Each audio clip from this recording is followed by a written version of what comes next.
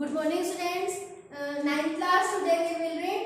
आज हम एसएसटी में इको मतलब अर्थशास्त्र का चैप्टर 1 पालमपुर गांव की कहानी, इसके बारे में पढ़ेंगे। इसके पहले वाली क्लास में मैंने आपको उत्पादन की संगठन बताया था। आज हम पढ़ेंगे कि पालमपुर में खेती करने के लिए किन किन तथ्यों का होना आवश्यक है। फर्स्ट है, भूमि स्थिर है कि पालमपुर में खेती उत्पादन की प्रमुख क्रिया है। काम करने वालों में 75% लोग अपनी जीविका के लिए खेती का कार्य करते हैं। वो यहाँ पे अधिक श्रमिक होते हैं और इन लोगों ने यहाँ पे खेतों में उत्पादन से जुड़े हुए हर तथ्य को प्रस्तुत किया है कि पालमपुर में वर्ष 1960 में आज तक जुताई के अंतर्गत भूमि क्षेत्र में कोई विस्तार नहीं हुआ। उस समय तक गांव की कुछ बंजर भूमि को कृषि योग्य भूमि में बदल दिया गया था। नई भूमि को खेती योग्य बनाकर कृषि उत्पादन को बढ़ाने की कोई अलग प्रयास नहीं किया गया। फिर है कि यहाँ पे जो कृषि जो भूमि पहले बंजर थी उसको धीरे धीरे प्रयास करके उसको कृषि के योग्य बनाया गया और कुछ जो भूमि जो ऐसे छोड़ी हुई थी उनको इस तरह से रखा गया।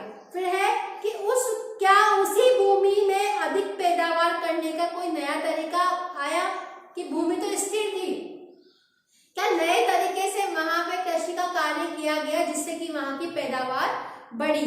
कि यहाँ जिस प्रकार की फसल पैदा की जाती थी और जैसी सुविधाएं उपलब्ध हैं उन्हें देखते हुए पालमपुर उत्तर प्रदेश के पश्चिमी भाग के गांव की तरह ही लगता है कि पालमपुर में समस्त भूमि पर खेती की जाती है, कोई भूमि को बेकार नहीं छोड़ा जाता।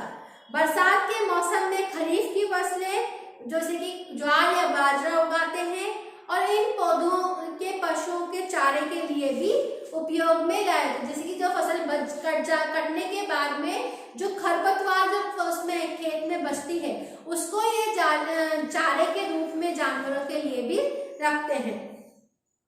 सर्दी के मौसम में रबी की फसल होती है जो वहाँ पे गेहूं उगाया जाता है और उत्पादित गेहूं में परिवार के खाने के लिए या शेष गेहूं को किसान अनाज मंडी में जाकर बीज के लिए भी बेचते हैं।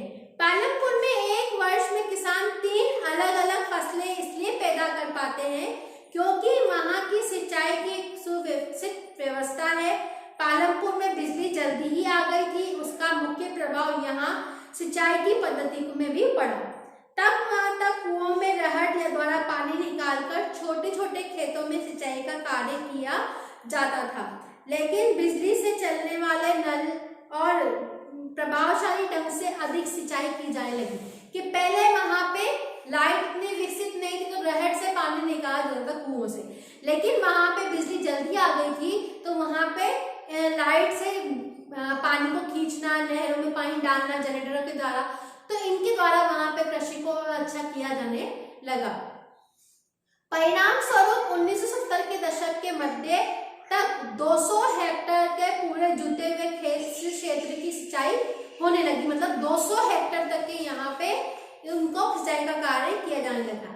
एक वर्ष में किसी भूमि पर एक से ज्यादा फसल पैदा होने को बहुविधि फसल प्रणाली कहते हैं। जैसे कि आपके क्वेश्चन आ जाए कि बहुविधि फसल प्रणाली किसे कहा जाता है कि एक वर्ष में किसी भूमि पर एक से ज्यादा फसल पैदा करने की प्रणाली को, कि एक से ज्यादा फसल पैदा करने की प्रणाली को बहुविधि फसल प्रणाली भी कहा जाता है।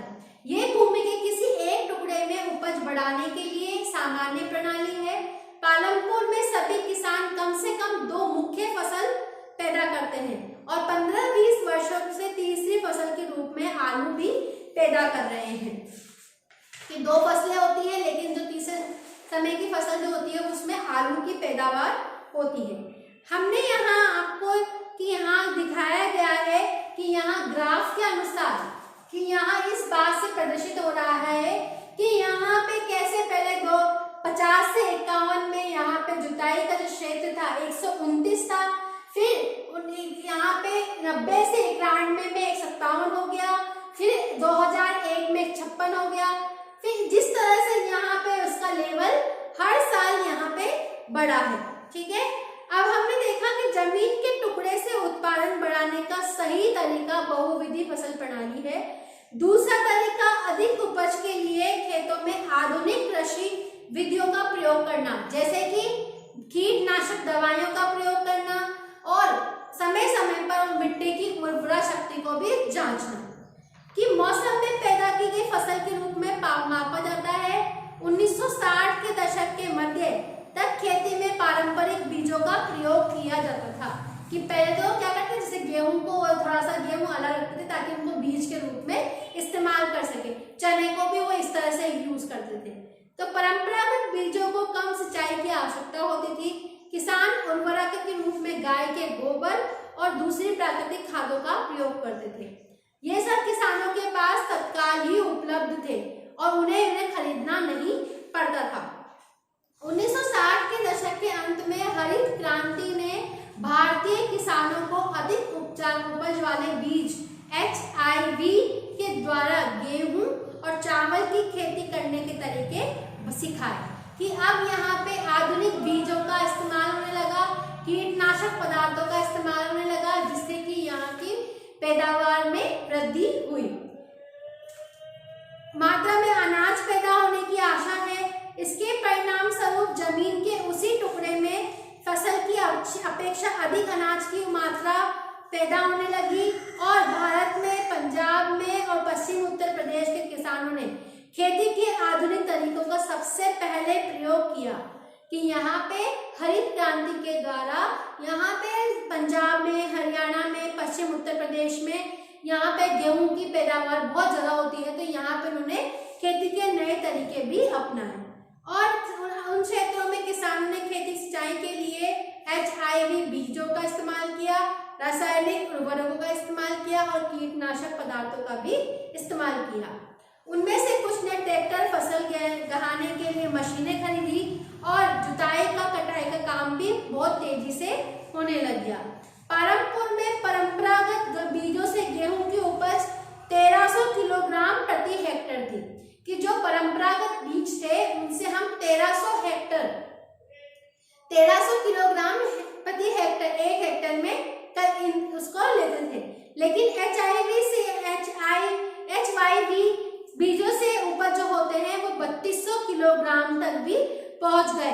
कि पहले तो परंपरागत बीजों से तो हम 1300 ही ले रहे थे, लेकिन जो हमने आधुनिक बीज और आधुनिक उर्वरक शक्ति को यूज किया तो उससे वहां पे वो प्रति हेक्टेयर में 3200 किलोग्राम तक पहुंच गया। फिर अगला टॉपिक है कि क्या भूमि ये धारण कर पाएगी। कि एक भूमि एक प्राकृतिक संसाधन है, अतः इसका सावधानी पूर्वक प्रयोग करने की जरूरत है। वैज्ञानिक रिपोर्ट से संकेत मिलता है कि खेती की आधुनिक कृषि विधियों ने प्राकृतिक संसाधन आधार का अति उपयोग किया है। उनके अनेक क्षेत्रों में हरित क्रांति के कारण उर्वरकों के अधिक प्रयोग से मिट्टी की उर्वरता कम हो गई।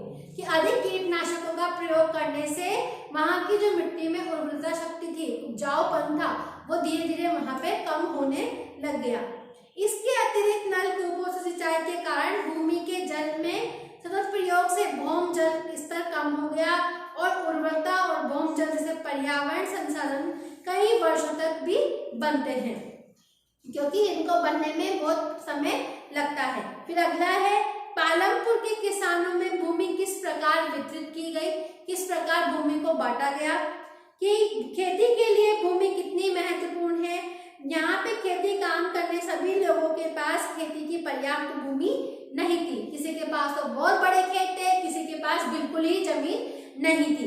पालमपुर में 450 परिवारों में से लगभग 1/3 अर्थात 150 परिवारों के पास तो खेती के लिए भूमि नहीं है, वो दलित वर्ग के थे। बाकी परिवारों में 240 परिवार जिनके पास में भूमि है और वो भी 2 हेक्टेयर से कम वाले क्षेत्रफल या फिर छोटे भूमि के टुकड़ों की खेती करते हैं। भूमि के ऐसे टुकड़ों पर खेती करने से किसानों को पर्याप्त आमदनी भी नहीं मिलती थी। फिर अगला है कि श्रम की व्यवस्था कौन करता है। कि भूमि के पश्चात श्रम का उत्पादन दूसरा आवश्यक कारक है।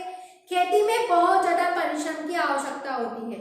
छोटे किसानों अपने परिवारों के साथ में अपने खेतों में स्वयं काम करते हैं और खेती के लिए आवश्यक श्रम भी व्यवस्था करते हैं। और जिनके पास में जमीन नहीं होती वो क्या करते हैं, बड़े जमीन वालों के यहाँ पे आमदनी के तौर पे वहां पे जमीन में कार्य भी करते हैं, मजदूरी के तौर पे। फसल पर कोई अधिकार नहीं होता जैसे किसानों का होता है, बल्कि उन्हें उन किसानों को द्वारा मजदूरी मिलती है जिनके लिए वो काम करते हैं। और जिनके पास में जैसे कि भूमि नहीं है वो इनके यहाँ पे मजदूरी के अनुसार वो काम करते हैं, तो यहाँ पे मजदूरी का स्तर भी बढ़ जाता है। फिर है खेतों के लिए आवश्यक पूंजी, कि किस तरह से हमें खेती करने के लिए आवश्यक पूंजी की आवश्यकता है, कि अधिक संख्य छोटे किसानों को पूंजी की व्यवस्था करने के लिए पैसा उधार लेना पड़ता है। वे बड़े किसानों से या गांव के साहूकारों से खेती के लिए बड़ी लागतों में की पूर्ति करने के लिए कर्ज लेते हैं। ऐसे कर्जों पर ब्याज की दर जो बहुत अधिक होती है और कर्ज चुकाने के लिए उन्हें बहुत कष्टों का भी सहन करना पड़ता है। छोटे किसानों के विपरीत मंझले और बड़े किसानों को खेती से बचत होती है। इस तरह वे आवश्यक पूंजी की व्यवस्था कर लेते हैं और अगले को कर्ज देने के लिए उनके पास धन इकट्ठा हो जाता है। फिर है अगला कि अधिशेष कृषि उत्पादकों की वृद्धि, कि किसानों ने उत्पादन के तीनों कारकों का प्रयोग कर अपनी भूमि में गेहूं पैदा किया है। गेहूं की कटाई की जाती है, वो उत्पादन पूर्ण हो जाता है। किसान गेहूं को खरीदते हैं, क्या करते हैं या कैसे उनको अपने पास में रखते हैं और किस तरह से वो वहां पे कृषि का कार्य और अधिक था। जिनके पास में ज्यादा बड़ी जमीन होगी तो उनके पास बचत भी ज्यादा होती है, तो उससे वो अपनी कृषि को और उन्नत बनाने का प्रयास करते हैं। पालमपुर में कृषि के साथ में और कौन सी गैर कृषि क्रियाएं भी की जाती हैं, कि पालमपुर में खेती की प्रमुख उत्पादन क्रिया है, लेकिन यहाँ पे कुछ गैर कृषि क्रियाएं भी की जाती हैं जिसमें केवल 25% लोग ही कार्य करते हैं, जैसे कि डेयरी की। अन्य प्रचलित कार्य में यहाँ पर डेयरी का कार्य भी है। लोग अपनी भैंसों के कई तरह के घास और बरसात के मौसम में ज्वार और बाजरी का चरी भी खिलाते हैं और दूध को निकट के गांव में रायगंज में जाकर बेचा जाता है। शाहपुरा के 2 व्यापारियों ने रायगंज में दूध संग्रहण या शीतल केंद्र खोला, डेयरी खोली है, जहां से दूर दराज शहरों में, गांवों से कस्बों में दूध को बेचा जाता है। फिर है लघु स्तरीय विनिर्माण का उदाहरण, कि पालमपुर में 50% से कम लोग जो है वो विनिर्माण कार्यों में लगे हुए हैं। शहरों और कस्बों में बड़ी फैक्ट्रियों में होने वाले निर्माण के विपरीत पालमपुर में विनिर्माण बहुत सरल उत्पादन विधियों का प्रयोग होता है। उसमें छोटे पैमाने पर ही कार्य किए, जैसे कि टोकरियां बनाना, चटाई बनाना, बीड़ी वगैरह का निर्माण करना। तो ये समस्त कार्य भी श्रमिकों को कभी कभार किराए पर लिया जाता था। ठीक है। फिर है पालमपुर में दुकानदार, और पालमपुर में कुछ छोटी छोटी दुकानें जैसे कि किराने की दुकान हुई, इन छोटी छोटी दुकानों पर भी वहां पे कार्य करते हैं और उनमें जनरल स्टोर जैसे चावल बेचना, चाय, बिस्कुट, तेल, क्रीम, ये सब वहां पे छोटी छोटी दुकानों पर बेच जाती है। फिर है परिवहन में तेजी से विकसित होना, कि वहां पे परिवहन भी, क्योंकि उसको कस्बों से रायगंज से उसको जोड़ा गया था उसकी सड़कों को, तो वहां पे परिवहन की सुविधाएं भी थी, जैसे कि उनके पास में बैलगाड़ियां, ट्रैक्टर, मोटरसाइकिल, साइकिल, जिनके द्वारा वो अपने गांवों से कस्बों में सामानों को एक ले जाने का, लाने का कार्य भी करते थे। ठीक है, आपका ये चैप्टर खत्म है। आप सबको समझ में आ गया होगा। Thank you, have a nice day.